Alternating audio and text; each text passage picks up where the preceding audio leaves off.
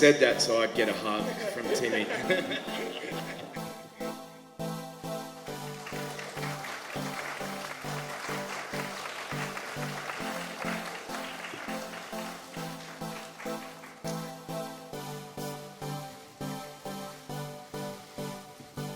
Hi everyone, thank you very much for having us. I'm very excited to be here. I've never been to Korea before. It's one of the true privileges of my job that I get to travel and I get to go to places, and I get to places I've always wanted to go to, and that I get to go to them when exciting things like Busan Film Festival is happening. I have known about this film festival for a long time, and have wanted to come here for a long time, and now I'm here, so I'm very happy. Thank you. I'm very excited to be here too. I think all of these guys know on this panel, and most of my friends know that I'm a little bit obsessed with Korean cinema, and I've never been to South Korea before. But your directors, Director Park and Director Bong and Director Na, I know these guys have worked with Director Bong, are people that are very high up on my list of great directors, and I've devoured all of their movies. So I was very curious to come to the place where, the country where these people are from, these guys are from, and where that work is created. And we're just really happy to be invited to a really excellent, massive film festival, and excited to show the film to thousands of people, which we never get to do in one sitting. So thank you. I'm so deeply grateful to be here in Korea. Thank you for having us. I wanted to come here for many years now. As Joel said, I'm also a big fan of Korean cinema. I also remember watching the World Cup, which was here in 2002. So I'm very happy to be here. I've been wanting to come for a number of years, like I said, and it's all the better that I get to be here with a movie that we're extremely proud of. We all worked on extremely hard. You guys will think of it what you may, but I can promise you the good intent was there to make a great film, and thank you for having us. Well, I mean, Shakespeare for us was a starting point. Joel, over there, he played Hal, Timmy's character, on stage in the Shakespeare productions of Henry IV, Parts 1 and 2, and Henry V, when he was fresh out of drama school. Much talked about performance. And so when Joel came to me with the idea of doing some form of an adaptation of Henry V, that's where we started. But very quickly we made the decision to push Shakespeare to the side and to build a story of our own, taking some pieces from Shakespeare, taking stuff from the deep research that we did, and also just making stuff up. So I think the first question was about chicken, and that was the best fried chicken I've ever had in my life. And I did not anticipate this kind of welcome in Korea. It's deeply gratifying. I'm super grateful to be here. I cannot wait for this screening tonight. I think it's going to be a lot of fun. I hope it goes well. I hope it'll go over well. And as far as a new chapter in my career, I don't know what chapter I'm on. I don't really know where I am. I try to work on things that are challenging, things that are scary. To do Shakespeare, to be an American playing an English king, felt properly intimidating. And then to have the opportunity to bring it around the world. We were in Venice, in Italy. We were in London, in England. Now we're in Busan, in Korea. We'll go to Australia, where David and Joel are from after this. That's like a dream come true when you want to be an actor when you're a young kid. That's the kind of stuff you dream about. So I feel like I'm on a bit of a wild ride, but I'm enjoying it, and I'm happy to be here.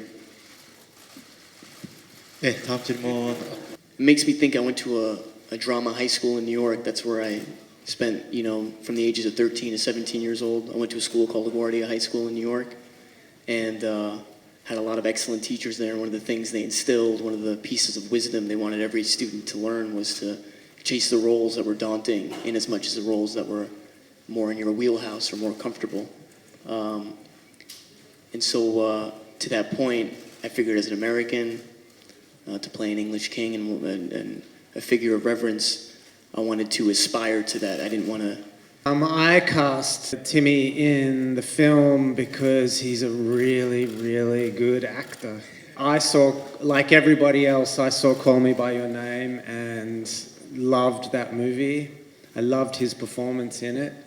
Joel and Jeremy and Dee Dee and I were looking for someone to play Hal.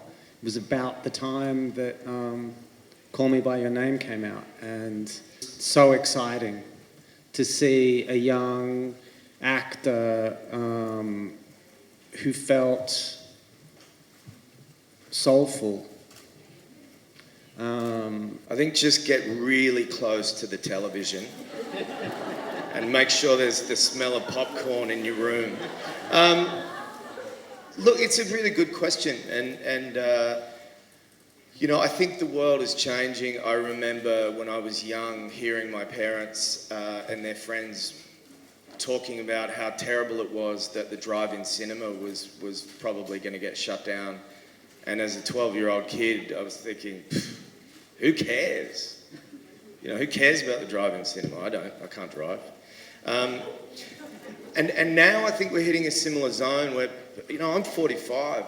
I desperately would mourn the loss of going to the cinema. And yet we have this other thing going on, which is streaming. And there's such a, if I were to draw a line down the middle of the page and write pros and cons, there are so many pros and there are so many cons. I recently got sort of misquoted talking about my film, Boy Erased, and that I lamented that it should have been on a streaming platform, which was inaccurate. I was very happy with the choice I made. I had only lamented on the fact that sometimes there are people that need to see a film that can't get to a cinema that's close to them, that's, you know, it's too far away. Of course, streaming brings that movie right to you. So for the fight sequences, there's two main fights that Hal partakes in the movie. One is a duel with Hotspur, and the other is the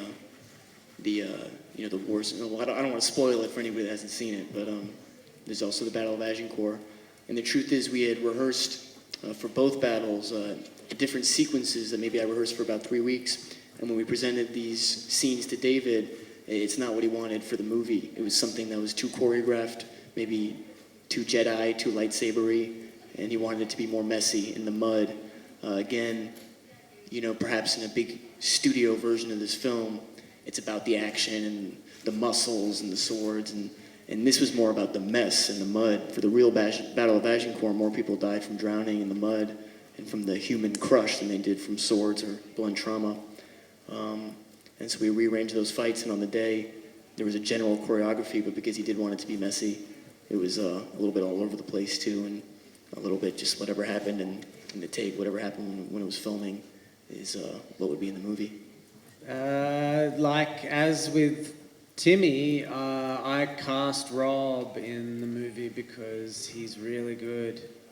I worked with Rob on my second movie, The Rover. I loved working with him. I love the boldness of the decisions that he makes, both in the roles that he takes and in creating the characters that he plays. And I knew that this character needed to be fun. It needed to be wild. And I had a very strong feeling that that Rob would have fun and make bold decisions and make the character larger than life. And I am also, I didn't cast it, you know, I didn't really think about whether or not,